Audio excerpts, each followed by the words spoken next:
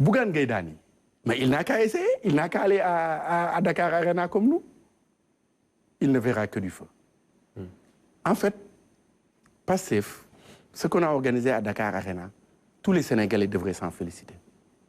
Moi, je crois que je ne veux pas abuser pour dire qu'en Afrique, au Sénégal, c'est la première fois qu'un parti au pouvoir organise un fundraising comme ça pour financer ses activités. Et je crois que c'est un exercice de transparence, ce que Pastef a fait.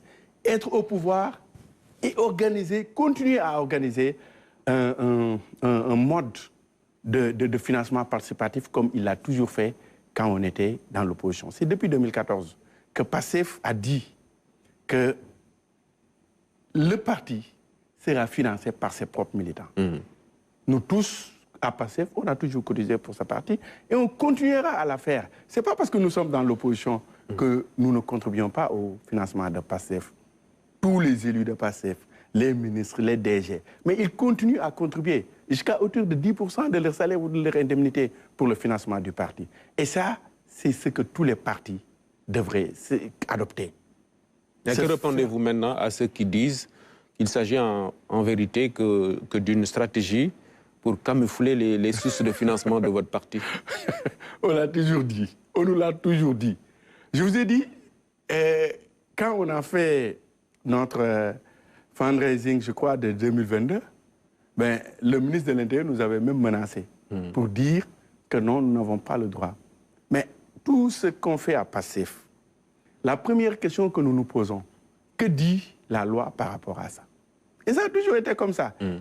Et nous avons dit, il faut un financement participatif, mais transparent. Oui.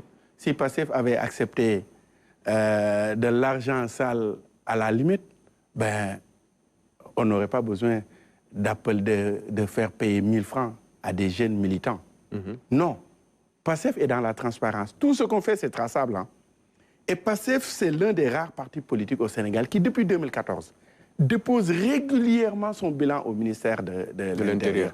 Je vous donne un exemple simple. En 2023, nous, ce qu'on avait donné comme budget, je crois que c'était 223 millions. Et l'APR qui était au pouvoir était à 100 millions et poussière. Okay. C'est aberrant, ce n'est même pas possible. C'est parce que nous sommes transparents dans ce que nous faisons dans le cadre du financement. Copar Express est traçable. Les cartes, c'est ce qu'ils les achètent. Ils vont au siège. C'est des militants qui achètent les cartes avec leur identité.